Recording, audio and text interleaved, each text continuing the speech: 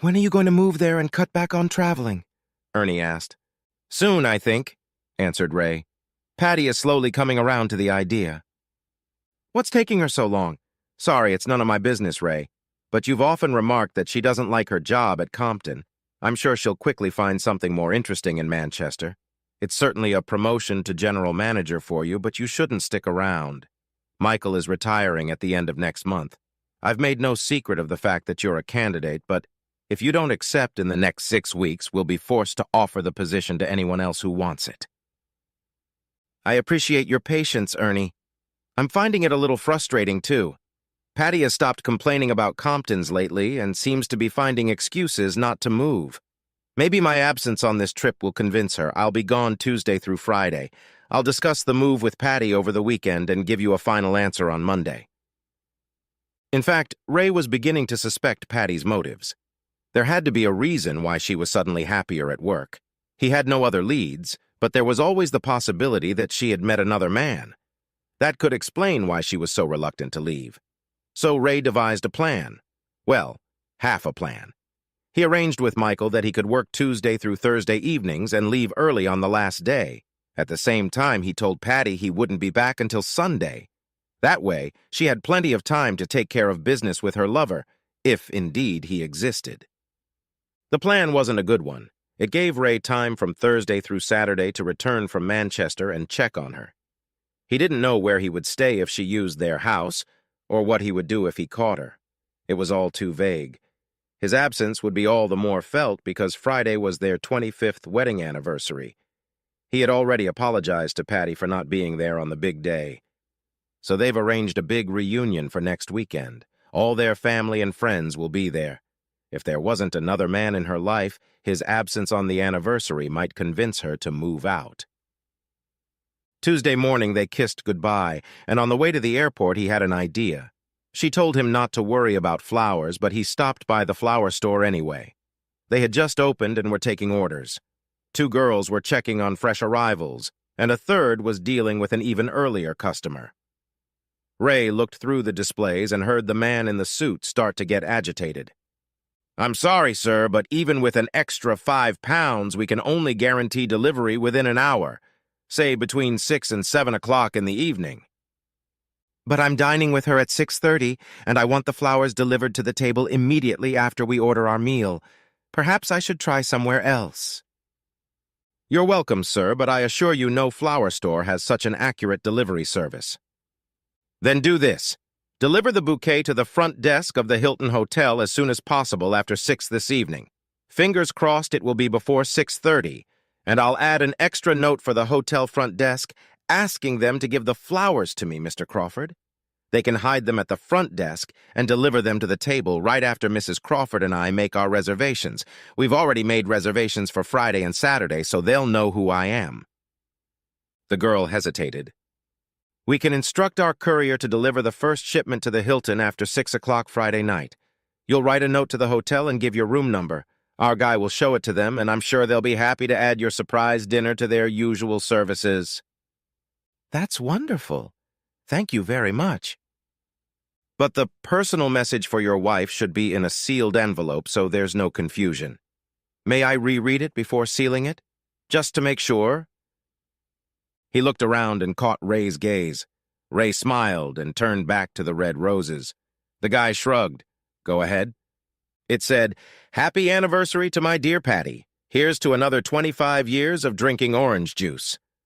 That's Patty with an I, right? "That's right, keep the change." He paid her and left. For a moment, Ray froze in place. Despite the penetrating cold, he felt trickles of sweat protruding under his collar. Their wedding anniversary was this Friday, too, and Patty with an I was his Patty. They joked that Ray liked to drink orange juice more than champagne. That she was having an affair was bad enough. Divorce time. But how could she have had an affair with some guy for 25 years? Their entire marriage. And how could Ray not know about it? "Did that man just tip you?" he asks the girl. "Yes, it doesn't usually happen when people are ordering, although sometimes customers come in after the event and tell us how well the flowers turned out. Usually they give us chocolates, not money. But it's not against the law." "Oh, don't worry. I intend to tip you too. How much did he give you?" 3 pounds, actually. Well, I'll give you more than that. I want you to help me choose just the right flowers for my anniversary, and I'll have easier delivery instructions. I'll pay you for your discretion. Don't tell anyone about this, not even the other 2 girls. Pulling onto the freeway, he called Ernie and told him that he had discussed everything with Patty last night and definitely wanted the position in Manchester. 10 minutes later, Michael called him to confirm it. I'll have the contract ready when you get here, Ray, he said.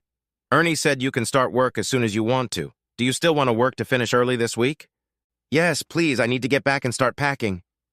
It was 6:40 and the couple ordered dinner without noticing their surroundings. Trevor was dressed in an expensive black suit. Patty was wearing a classic little black dress.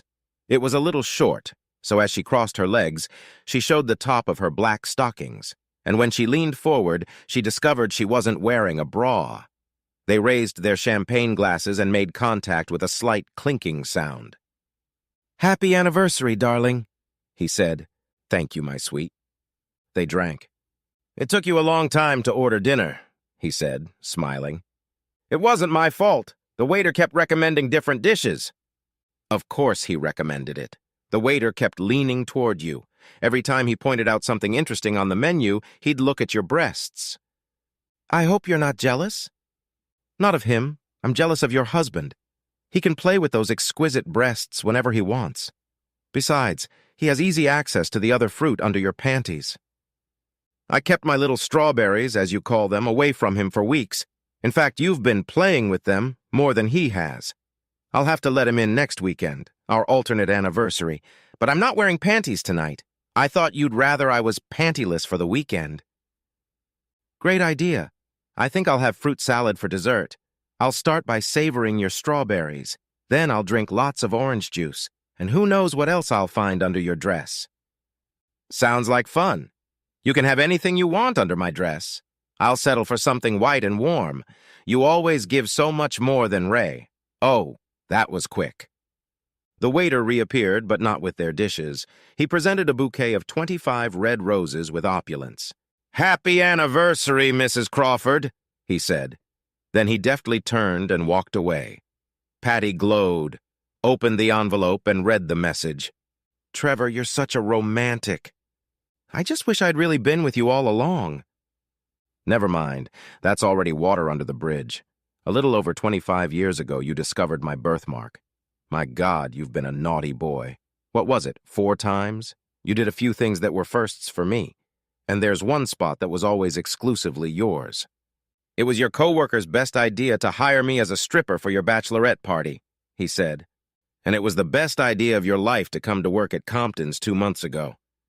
I'm surprised you recognized me after all these years. You haven't changed a bit, Patty. Maybe your orange has gotten a little bigger, and none of your pals ever told Ray? No, and he won't find out now either. If we're careful, we can make up for lost time. She leaned across the table, opened her mouth, and kissed him. No sooner had she pulled away from him than there was a flash. Patty turned around. There was a man standing next to the table. She had the impression that he had been there a long time. His face was obscured by a huge bouquet of flowers, and in front of them lay the phone he'd taken the picture with. What the hell do you think you're doing? Delete that picture immediately, she shouted. Heads turned. Happy anniversary, Patty. Ray slid the roses off the table and put his own in their place. There's no message in them, said Ray. The flowers are supposed to say it all. White lilies, red poppies, and 2 rare black roses, one for you and one for me. They all symbolize death. In this case, the death of our marriage. Patty's mouth opened wide, and stayed that way. Trevor leaned back as if wanting to distance himself from the conflict. Ray suddenly grabbed him by the hair, forced his head back, and forced something into his mouth. Trevor clamped his nose shut, and immediately there was a bottle of champagne, which was also shoved into his mouth. He hissed, and the 2 waiters began to make their way to the scene. Satisfied with what he had swallowed, Ray let him go. The guy's suit and shirt were soaked with champagne, and he rose to his feet, coughing. Ray turned to the approaching suits. No need to worry, gentlemen. It's just a game. He cast a glance at Patty. It's all over now. What did you put in his mouth? she shouted. Something more prosaic than what you were going to put in there. It was my wedding ring. He leaned over to Patty and said quietly, that wedding ring symbolized 25 years of your love. It's in the shit now, baby, the same place where our marriage was. By the time you get it out, if you still need it, I'll be in Manchester. You'll have to find another place to live. The house is in my name. You'll also need a divorce lawyer. As he left, he placed something in front of Trevor. Enjoy your dessert, asshole. It was a small orange.